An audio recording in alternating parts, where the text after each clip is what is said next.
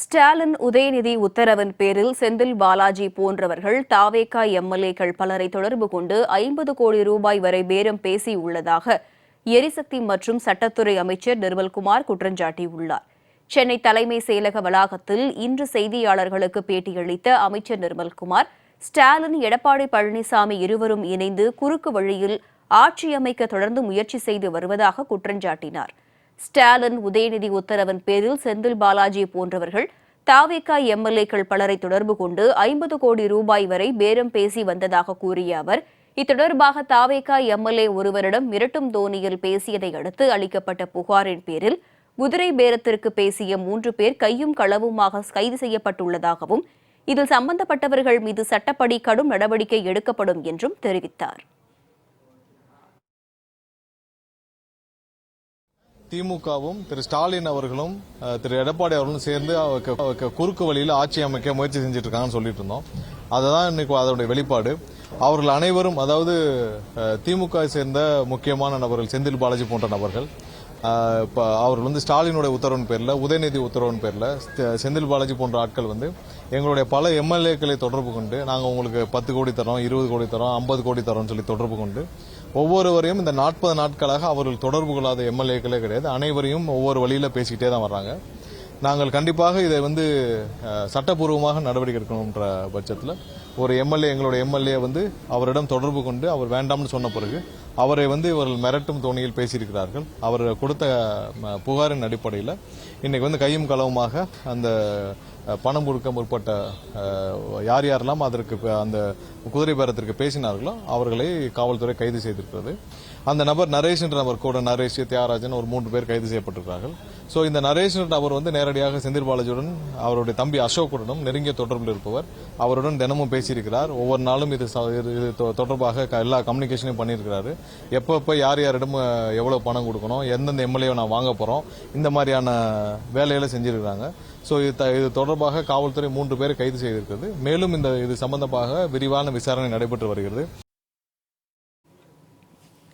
செந்தில் பாலாஜி போன்றவர்களை முடுக்கிவிட்டு ஸ்டாலின் இதுபோன்ற கீழ்த்தரமான வேலையை செய்து வருவதாக குற்றஞ்சாட்டிய அமைச்சர் நிர்மல்குமார், கடந்த 5 ஆண்டு கால ஆட்சியில் கொள்ளையடித்த பணத்தை வைத்துக் கொண்டு இதுபோன்ற செயல்களில் திமுக ஈடுபடுவதாகவும் சாடினார். கண்டிப்பா இந்த மாதிரியான ஒரு கேவலமான கீழ்த்தரமான வேலையை திரு ஸ்டாலினும் உதயநிதியும் அவர்கள் கையில் வைத்திருக்கும் மற்ற ஒரு சில செந்தில் பாலாஜி போன்ற நபர்களை முடக்கிவிட்டு முழு நேரமாக மற்ற கட்சி எம்எல்ஏக்களை பல கோடி கொடுத்து 50 கோடி வரை பேரம் பேசப்பட்டு வருகிறது. இதனாலதான் அவர் சொல்றாரு, திரு ஸ்டாலின் ஒவ்வொரு இடத்துலையும் சொல்றாரு 30 நாள் சொல்றாரு. சோ இவங்க சொன்ன விஷயம் என்னன்னா, ஒவ்வொரு எம்எல்ஏக்களையும் தொடர்பு கொண்டு உங்களுக்கு 30 கோடி தரோம், 40 கோடி தரோம், 50 கோடி தரோம் பேசுறாங்க. பேசிட்டு அடுத்த வர்ற கூட்டத்தொடர்ல நாங்க சபாநாயகர் மீது நம்பிக்கையில்லா தீர்மானம் கொண்டு வருவோம், அதற்கு நீங்க எங்களுக்கு வாக்களிக்கணும் அப்படின்னு கேட்டுட்டு வராங்க. சோ இது பல எம்எல்ஏக்கள் புகார் அளித்துள்ளனர். ஒரு சில பேர் மிரட்டப்பட்டுள்ளனர். அந்த மிரட்டப்பட்ட எம்எல்ஏ ஒருத்தர் இன்னைக்கு புகார் அளிச்சிருக்கிறார். இதை இவர்கள் விடாமல் செய்து கொண்டிருக்கிறார்கள். மக்கள் அனைவரும் இதை பார்த்துக் கொள்ள வேண்டும். இவங்க என்ன செஞ்சிட்டு இருக்காங்க பார்த்துக் கொள்ள வேண்டும். ஆயிரக்கணக்கான கோடி, லட்சக்கணக்கான கோடி தமிழக மக்களிடம் கடந்த 5 வருடங்களில் கொள்ளையடித்து விட்டு அவங்களால இன்னைக்கு சும்மா இருக்க முடியாமல் இன்று எப்படியாவது எம்எல்ஏக்களை விலைபேசி வாங்கி விடலாம் என்று குறுக்கு வழியில் முயற்சி செஞ்சுட்டு இருக்காங்க. சோ இதற்கு எடப்பாடியும் ஒரு வகையில் அவருடன் கூட்டு சேர்ந்து கொண்டு எப்படியாவது குறுக்கு வழியில் இவங்க எல்லாம் சேர்ந்து ஆட்சி அமைக்கணும் முயற்சி செஞ்சுட்டு இருக்காங்க. கரூர் கம்பெனி என்ற பெயரில் குதிரை பேரம் நடத்தி வருவதாக குற்றஞ்சாட்டிய அமைச்சர் நிர்மல்குமார், 50 கோடி ரூபாய் வரை பணம் கொடுத்து எம்எல்ஏக்களை விலைக்கு வாங்குவது ஸ்டாலினுக்கு வெட்கமாக இல்லையா என்று கேள்வி எழுப்பினார். எப்போது தேர்தல் வந்தாலும் சந்திக்க தாவேகா தயாராக இருப்பதாக கூறிய அவர், மக்களுக்கு செய்த துரோகங்களுக்கு மன்னிப்பு கேட்டுவிட்டு ஸ்டாலின் அரசியலை விட்டு விலக வேண்டும் என்றும் வலியுறுத்தினார். கண்டிப்பாக அனைவர் மீதும் காவல்துறை, கண்டிப்பாக சட்டப்பூர்வமாக காவல்துறை இதில் தொடர்புள்ள அனைவரையும் கைது செய்ய வேண்டும். இது வாரியான குதிரை பேரத்தை இவர்கள் நிறுத்த வேண்டும். இதை ஒரு வழியில் இவங்க செஞ்சுக்கிட்டு வேற வழியில் எல்லாரையும் எங்க மேல புகார் கொள்றோம்னு சொல்லி ஒரு கீழ்த்தரமான வேலையை ஸ்டாலின் செஞ்சுட்டு இருக்காரு. கொஞ்சம் கூட வெக்கமா இல்லையா? நீங்க இன்னைக்கு 40 கோடி 50 கோடி கொடுத்து ஒரு எம்எல்ஏ விலைக்கு வாங்கும் அளவிற்கு ஸ்டாலினுக்கு கொஞ்சம் கூட வெக்கமா இல்லையா? மக்கள் உங்களுக்கு எதிராக தீர்ப்பளிச்சிட்டாங்க. உங்க கூட்டணி கட்சி எல்லாம் நீங்க செய்யற வேலையை பார்த்து உங்கள்கிட்ட வெளியே விட்டாங்க. நீங்க என்ன வேலை பார்த்தீங்க?